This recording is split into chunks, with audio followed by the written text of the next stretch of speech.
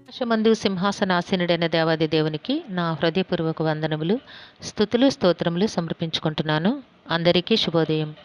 ఈ దినాన జీవాధిపతి అయిన దేవాది దేవుడు నీ కొరకు సిద్ధపరిచిన వాక్కు, నీకు ప్రయోజనము కలుగునట్లు నీ దేవుడనైన యెహోవానగు నేనే నీకు ఉపదేశము చేయుదును, నీవు నడవవలసిన త్రోవను నిన్ను నడిపించుదును.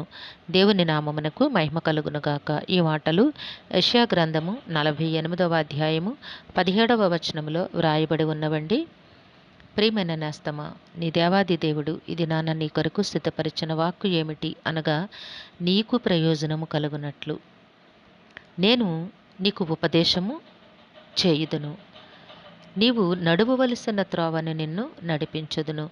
దేవుని నామమునకు మహిమ కలుగునుగాక.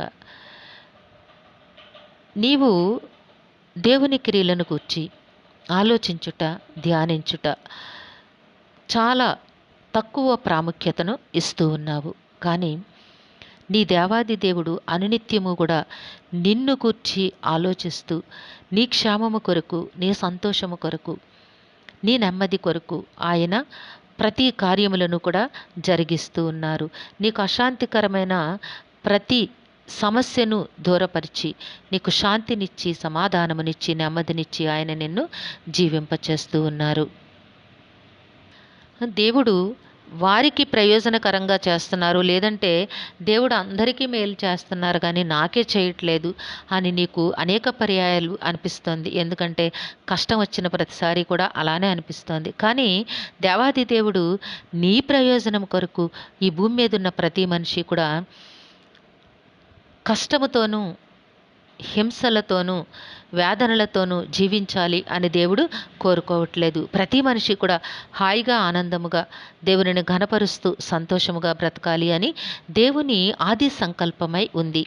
కనుక నీకొచ్చిన కష్టము అది నీ స్వయంకృతాపరాధం వల్ల వచ్చిందే తప్ప దేవుడు ప్రత్యేకముగా నీకు ఈ కష్టాన్ని పంపించారు అన్నది అబద్ధం. కనుక నీకు ప్రయోజనము కలిగినట్లుగా నీ దేవుడనైనా యెహోవానగు నేనే నీకు ఉపదేశము చేయుదును, నీవు నడువవలసిన త్రోవను నిన్ను నడిపించుదును. దేవుడు నీ మేలు కొరకు, నీ సంతోషము కొరకు, నీ కుటుంబ సంతోషము కొరకు ఆయన అనేక కార్యములను జరిగిస్తూ ఉన్నారు. ప్రతి కార్యము కూడా, ప్రతి ఉపయోగకరమైన క్రియ కూడా దేవుడు నీ ప్రయోజనార్థమే సృజించి ఉన్నారు. ప్రతి మేలును కూడా దేవుడు నీ కొరకే సృజించి ఉన్నారు. కాబట్టి నేస్తమా, జ్ఞానముతో అడుగులు వేసి వివేకముతో నీవు జీవించగలిగినట్లయితే, నిర్ణయములు తీసుకొనగలిగినట్లయితే నీ బ్రతుకు ఎంతో ప్రయోజనకరముగా ఉంటుంది. అట్టి జ్ఞానమును మహోన్నతుడు నీకు అనుగ్రహిస్తూ ఉన్నారు. దానిని నీవు సరి అయిన మార్గముగా ఎంచుకొని ప్రయత్నము చేస్తున్నట్లయితే తప్పకుండా నీ బ్రతుకు ఎంతో ఫలభరితముగా ఉండబోతోంది. కాబట్టి నేస్తమా, నీవు నడువవలసిన త్రోవను నిన్ను నడిపిస్తానని వాగ్దానం చేస్తూ ఉన్నారు. కాబట్టి దేవుని చేతికి నీ బ్రతుకును అప్పగించుకో. దేవుని సన్నిధిలో నీవు నమ్మకముతో ప్రార్థన చెయ్యి. దేవుని సన్నిధిలో సమస్త అపరాధములు ఒప్పుకొని విడిచిపెట్టు. అపరాధములకు దూరముగా, దేవునికి హేయమైన క్రియలకు దూరముగా బ్రతుకుతూ దేవునికి ఇష్టనిగా సన్మార్గమందు నడవడానికి ప్రయత్నము చెయ్యి. ఎందుకంటే దేవుడు తప్పకుండా నిన్ను జీవింపచేస్తారు. నీ ప్రతి కష్టమును దేవుడు ఆశీర్వదిస్తారు.